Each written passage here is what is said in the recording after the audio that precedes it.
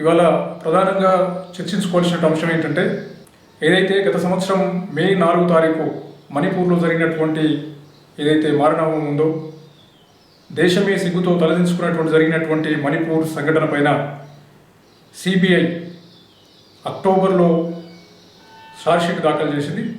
ఆ షార్ట్షీట్లో అనేకమైనటువంటి సంచలన విషయాల్ని వెలుగులోకి తీసుకొచ్చింది. మణిపూర్లో 2 మహిళల్ని మానభంగం చేసి నగ్నంగా ఊరేగించినటువంటి సంఘటనకు సహకరించినటువంటి వాళ్ళు మణిపూర్ పోలీసులే అని చెప్పేసి సిబిఐ తన షార్ట్షీట్లో స్పష్టం చేసింది.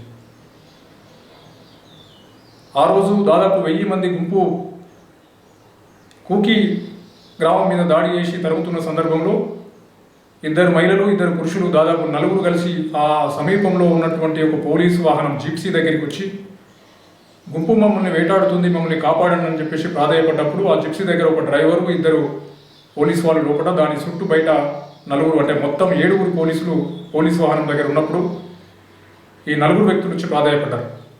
అందులో నుంచి ఒక డ్రైవర్ చెప్పిన సమాధానం ఏంటంటే బండి నడపడానికి దాని తాళం చేయిలు నా దగ్గర లేవని చెప్పడంతో కాసేపట్లో గుంపు సమీపంకి వచ్చిన తర్వాత ఇదే పోలీసుల వాహనాన్ని స్టార్ట్ చేసుకొని ఈ 2 మహిళల్ని వెహికల్లో ఉన్న సందర్భంలో ఆ వాహనాన్ని తీసుకెళ్లి ఆ గుంపు దగ్గర తీసుకువెళ్ళి ఆపేసి అక్కడ నుంచి పోలీసులు అక్కడ నుంచి నిష్కరించడం జరిగింది. అంటే పోలీసులే మణిపూర్లో ఉన్నటువంటి పోలీసులే 2 మహిళల్ని ఆ గుంపుకు చేరువగా తీసుకెళ్లి అప్పగించినట్టు సిబిఐ షార్ట్షీట్లో ఉన్నటువంటి సంగతి.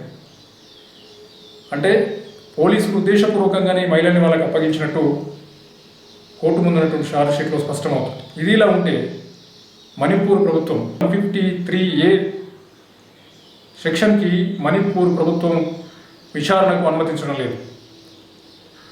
ఇప్పుడు మనకు అర్థమవుతుంది ఏంటంటే స్థానికంగా ఉన్నటువంటి మణిపూర్ రాష్ట్ర ప్రభుత్వం ప్రమేయంతో ఈ అల్లర్లు జరిగినట్టు ఇది ఒక ప్రధానంగా మనకు కనబడుతున్నటువంటి అంశం. మొదటి నుంచి కూడా మణిపూర్ ప్రభుత్వం మీద కూకీ తెగకు సంబంధించినటువంటి సమాజం ఆరోపణలు చేస్తుంది. మైతీ సమాజానికి సంబంధించినటువంటి నాయకుడు ముఖ్యమంత్రిగా రాష్ట్రానికి ఉన్నాడు కాబట్టి ఆయన ఈ సమస్య పట్ల ఉదాసీనంగా వివరిస్తున్నాడు. ఆ రాష్ట్ర ముఖ్యమంత్రి, హోంమంత్రి ఉదాసీనత వల్లనే లేదా పరోక్షమైనటువంటి సహకారం వల్లనే మణిపూర్లో ఈ సంఘటన జరిగిందని మొదటి నుంచి ఉన్నటువంటి ఆరోపణ. ఆ ఆరోపణకు ఇప్పుడు సిబిఐ షార్ట్షీటు దాన్ని బలపరుస్తూ ఉంది.